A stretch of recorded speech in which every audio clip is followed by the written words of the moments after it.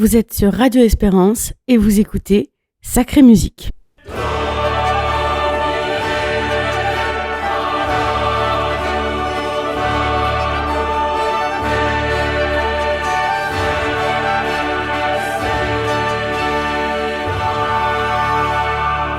Chers auditeurs, bonjour. Vous êtes sur Radio Espérance, vous écoutez Sacrée Musique.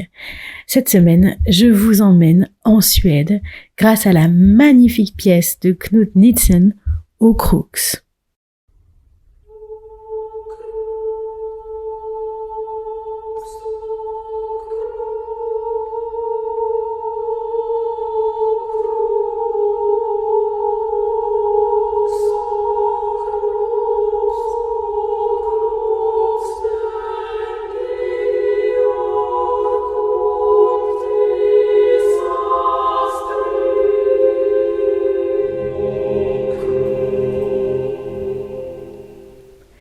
C'est une pièce que j'ai découverte l'année dernière et qui m'a immédiatement séduite à cause de son caractère mystérieux, immobile, planant et recueilli.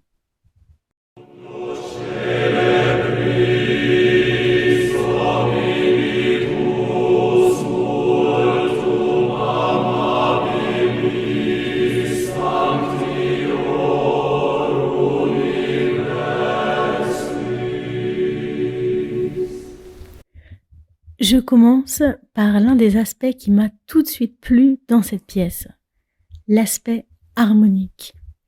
Dès le départ, les sopranos 2 chantent Åkrux,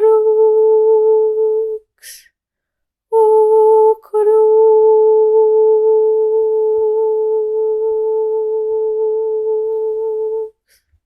Il s'agit d'une répétition de la note La.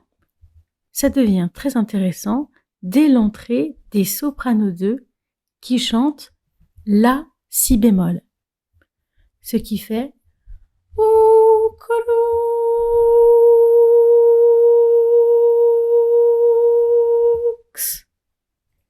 Et la superposition des deux crée une magnifique dissonance. Åkrux.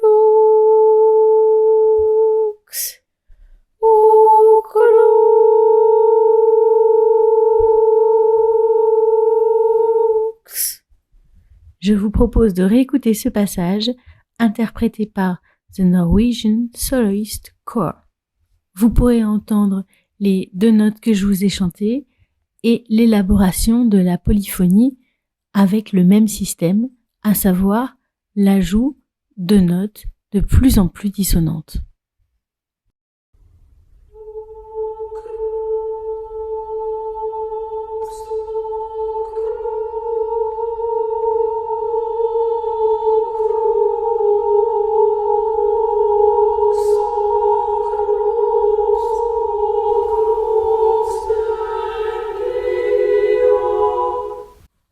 J'ai commencé cette chronique par la fin. Vous devez vous demander qui est Knut Nielsen. Il est né en 1915 à Oslo, en Norvège. Il est compositeur, chef d'orchestre et organiste d'église. Il a étudié avec Aaron Copland, un grand compositeur américain. Pour vous donner une idée du style de Aaron Copland, écoutons ensemble un extrait du premier des 4 motets qu'il a composé en 1921. Help us, O Lord.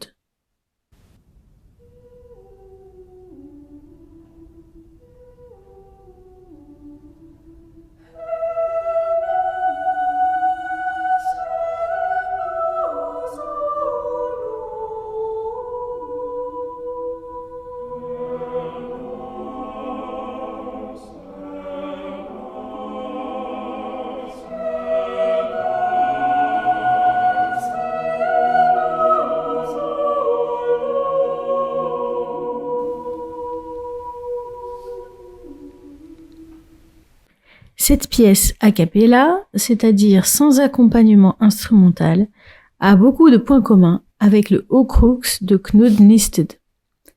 D'abord, une atmosphère suspendue, ensuite, la pureté des voix.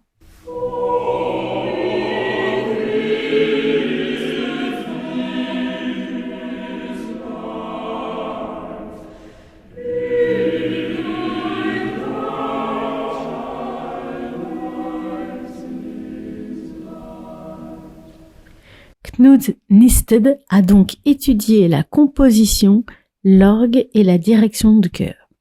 Il a parcouru le monde et il était également enseignant.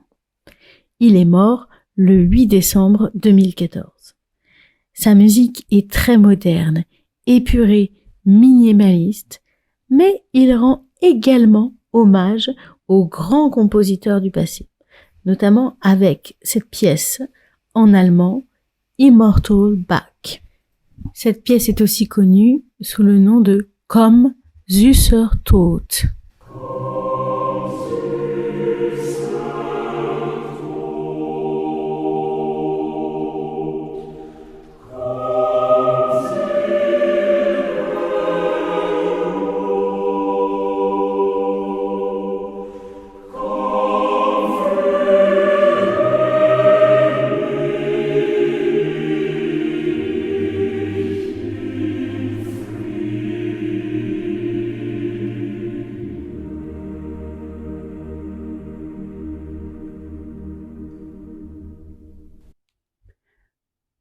Voici la traduction littéraire du texte.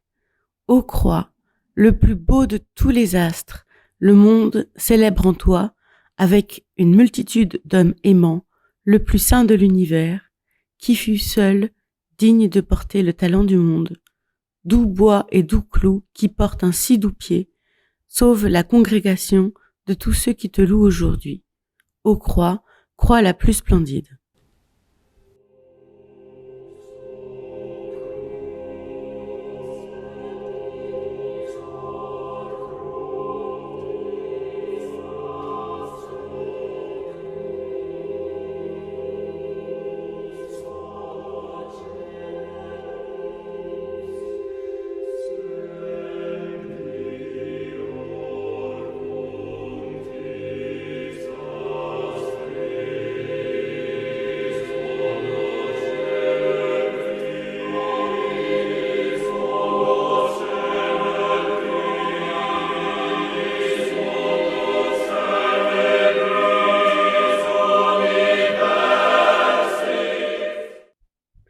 Au centre de la pièce se trouve un passage plein de contrastes avec un caractère douloureux et dramatique.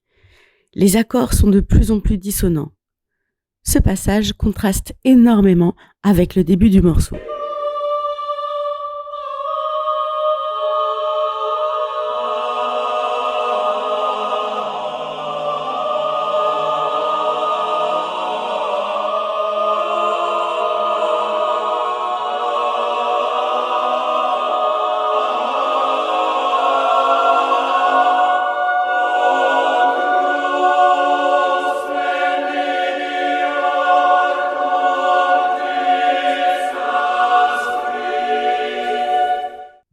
J'ai parlé en début d'émission de l'aspect harmonique qui m'avait beaucoup interpellée avec certains accords et certaines dissonances. Le contexte restait néanmoins ancré dans la tonalité. Bien sûr, certains accords restaient suspendus, certaines couleurs étaient lumineuses pour elles-mêmes, mais il y avait toujours des résolutions rassurantes auxquelles nos oreilles sont habituées. Dans ce passage, ce n'est pas du tout le cas. On passe par un moment tourmenté, plein d'accords qui sonnent presque d'une manière un peu désagréable. Il y a quand même une résolution à la fin, mais contrairement au début, elle se fait attendre. Je vous propose de réécouter ce passage.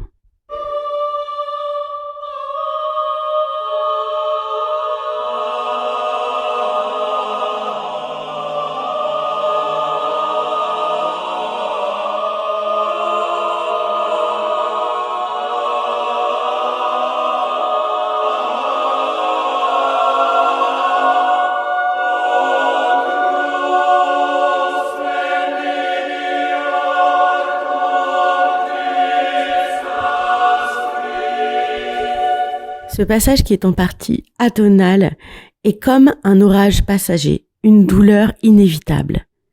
Mais il ne dure pas longtemps et tout de suite après, on retrouve les belles couleurs rassurantes du début.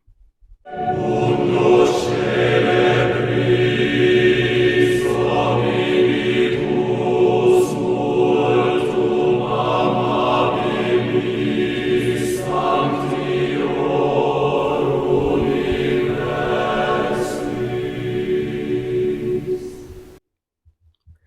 Ce morceau est composé pour chœur à voix mixte, c'est-à-dire qu'il y a des hommes et des femmes, mais chaque pupitre est divisé en 2, ce qui permet au compositeur d'utiliser non pas 4 sons, mais 8 sons différents et de pouvoir jouer avec les différents pupitres.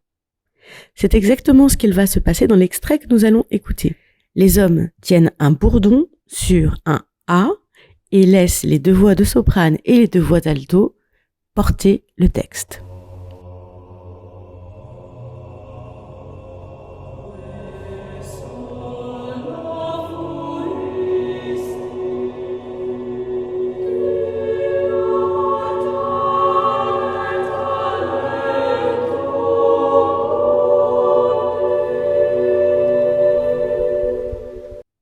Après ce moment de gloire pour les femmes, tout de suite après, c'est la réconciliation des voix et le chœur au complet est utilisé sur les paroles Dulce lignum, dulces clavos, doux bois et doux clous.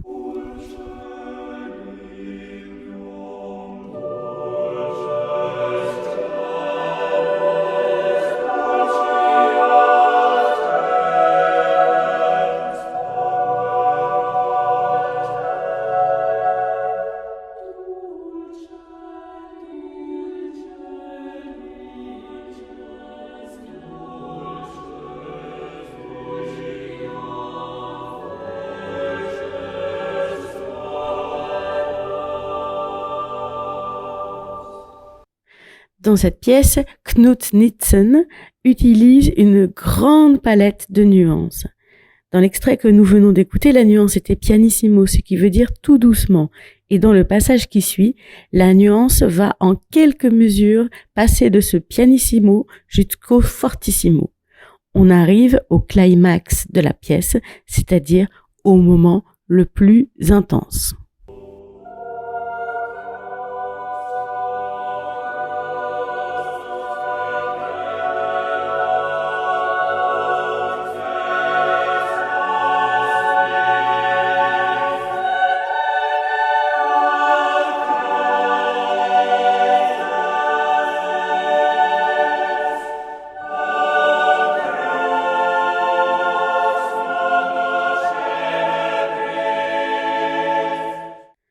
Ce magnifique climax nous rappelle bien l'héritage de Aaron Copland, avec qui Knut Nitzen a étudié.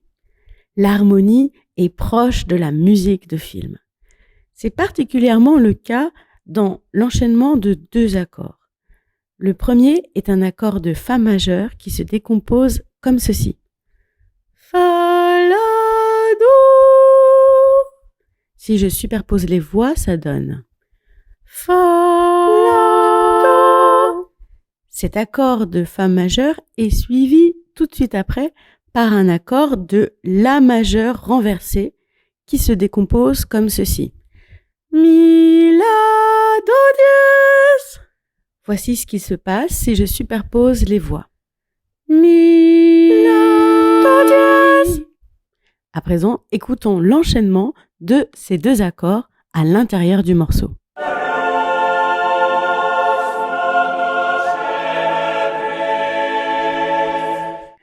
Depuis le début de cette émission, je ne peux m'empêcher de constater à quel point, dans cette pièce qui est pourtant très brève, elle ne dure que 6 minutes, le compositeur met en œuvre tout son savoir-faire.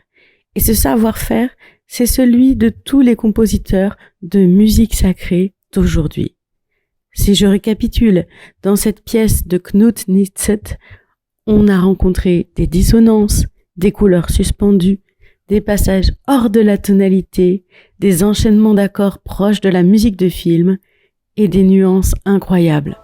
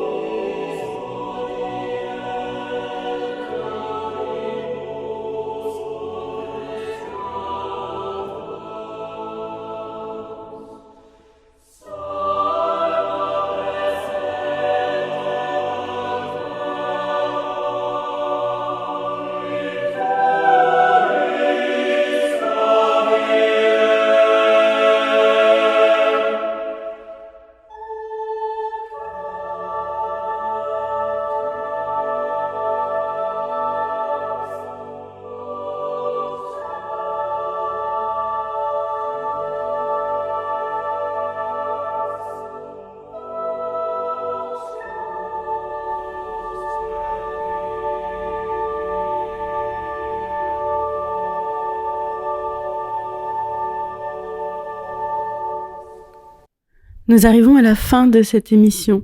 Pour la réaliser, je me suis inspirée de la vidéo Musical Moments with Philippe Brunel, le centre de ressources dédié à l'art choral, et nous avons écouté une version de The Norwegian Solist Choir.